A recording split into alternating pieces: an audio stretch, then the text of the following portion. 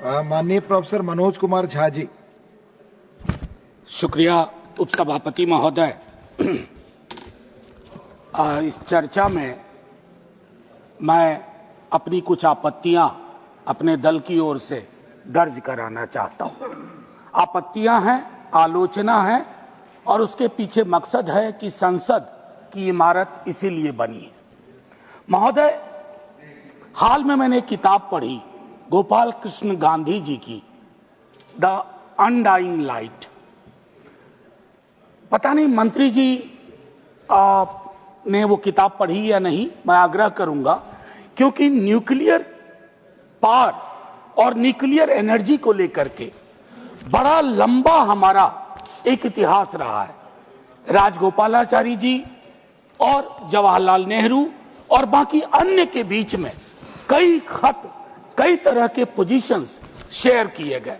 तो मैं माननीय मंत्री जी से आग्रह करूंगा कि इतिहास में आजकल वैसे भी दौर चला हुआ है काउंटर फैक्चुअल इमेजिनेशन का, तो एक सही के इतिहास से कुछ सबक ले। सर, माननीय सभापति महोदय, न जाने क्यों इस बिल को देख करके मुझको लगता है कोई अदृश्य शक्ति है जो शांति, ओम शांति करवा रही है। कोई अदृश्य शक्ति है। उस अदृश्य शक्ति का नाम 1 है, 2 है, 3 है या समृद्धि के 5 टापू इस शांति के पीछे हैं। यह मैं इतिहास के आकलन के लिए, सदन के आकलन के लिए, आने वाली पीढ़ियों के आकलन के लिए छोड़ता हूं। लेकिन इतना जरूर कहूंगा माननीय उपसभापति महोदय आपके समक्ष कि हमारा पूरा न्यूक्लियर प्रोग्राम ऐतिहासिक रूप से कुछ सिद्धांतों पर आधारित था। उसमें एक महत्वपूर्ण सिद्धांत था कि जहां रिस्क कैटास्ट्रोफिक होने की संभावना है वहां राज्य अनुपस्थित ना हो। मैं राज्य की अनुपस्थिति का दस्तावेज देख रहा हूं एक अदृश्य शक्तियों के प्रभाव में।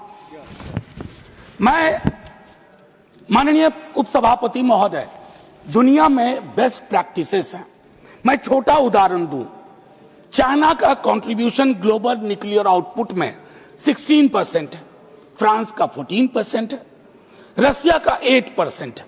मैं 3 ले रहा हूं और इन तीनों में स्टेट ओनरशिप की प्रबलता, प्रमुखता है। उसी के इर्द गिर्द ये पूरा प्रोग्राम है। हां, इसमें एकमात्र अपवाद है यूनाइटेड स्टेट्स ऑफ अमेरिका, जहां 80% निजी हाथों में है।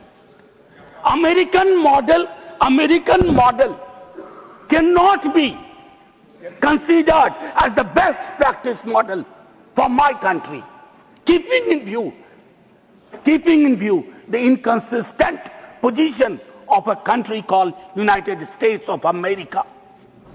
अगर कोई अपमान होता है तो वो पक्ष का नहीं, हमारा भी होता है, इस देश का अपमान होता है। तो हमें वो चीजें रखनी चाहिए थी। क्या हमने इसका जियोपॉलिटिकल कॉन्सिक्वेंस सोचा? जियोपॉलिटिकल कॉन्सिक्वेंस क्या है? मैं आपको एक छोटा उदाहरण देता हूं। हमारी जो जानकारी है मीडिया के माध्यम से, अखबारों के माध्यम से, बीते कई वर्षों में फ्रांस और रसिया के साथ हमारी बातचीत चल रही थी स्टेट ओनरशिप के मॉडल को और प्रबल बनाने की और प्रखर बनाने की और ताकत देने की चल रही थी बातचीत। इसके दस्तावेज है। उस पर यह विराम लगा देता है, ना जाने कैसे। मतलब अगर सीधे शब्दों में कहूं तो मैंने ऐसे बिल देखे हैं जिनमें लाभ का तो निजीकरण कर रहे हैं, जोखिम का सार्वजनिकरण। क्या यह उचित है भारत की जनता के लिए, भारत के नागरिकों के लिए? मैं कई बार इस सदन में कह चुका हूं उपसभापति महोदय, कोई सरकार अमृत पी के नहीं आती है। हर सरकार का एक आखिरी दिन होता है। लेकिन इस तरह की चीजें अगर हम कर जाएंगे, इसके लिए डिलीट बटन आसानी से नहीं दबता है। ये ह्यूमन साइकोलॉजी में, ह्यूमन हिस्ट्री में डिलीट बटन का प्रावधान नहीं है। मैं एक चीज और कहूंगा माननीय उपसभापति महोदय, ट्रांसपेरेंसी के पूरे क्लॉज से पता नहीं क्या दिक्कत है। हम आरटीआई को खत्म होता देख रहे हैं, आरटीई को खत्म होता देख रहे हैं और तो और छोड़िए, राम का नाम लगा करके राइट टू वर्क आर्टिकल 41 के तहत उसको भी खत्म होता देख रहे हैं। अब इसमें कहते हैं कि रेस्ट्रिक्टेड इंफॉर्मेशन, सेफ्टी वायलेशन और रेडिएशन लीक्स को लेकर के। सर एक चीज तो मैं कंसिस्टेंटली देख रहा हूं इस सरकार के बिलों में, और कभी कभी मैं सोचूं कि इस पर अगर कोई कंटेंट एनालिसिस हो, most of the bills are attacking the architecture of federalism. Architecture of federalism, what kind of problem. देखिए सर, ये पहली बार नहीं हुआ है। जब ओवरवेलमिंग मेजॉरिटी आती है ना, तो टेम्पटेशन बहुत खतरनाक आते हैं। उन टेम्पटेशन को कंट्रोल करने की जरूरत है। जो कहते हैं ना कंट्रोल कंट्रोल, वो नहीं कर पा रहे हैं। नतीजे में क्या हो रहा है? Most of the bills surpass that, it's attack.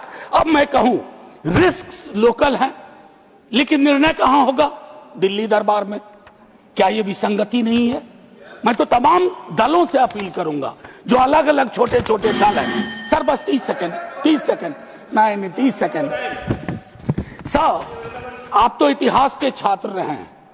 1600 ईस्वी में एक कंपनी को एक चार्टर मिला था और वो ईस्ट इंडिया कंपनी राज्य में तब्दील हो गई। मैं सिर्फ ये कहना चाहता हूं, मेरा प्राइवेट और निजी से विरोध नहीं है, लेकिन सर देश की सार्वभौमिक सत्ता, सार्वभौमिक आग्रह, सार्वभौमिक नियति, सार्वभौमिक मानदंड, समृद्धि के 5 टापुओं के आगे जाकर के आत्मसमर्पण न कर दे, इसका बचाव इस संसद को करना है। एक नहीं, 2 नहीं, सब मिलके करेंगे। अन्यथा माननीय उपसभापति महोदय, हम जिस बिल को शांति के नाम से पास कर रहे हैं, कहीं राज्य और राज्य की व्यवस्थाओं के लिए वो ओम शांति का क्षण ना हो जाए। Jai Hind sir. Doctor M Thambi Durai. Honorable Deputy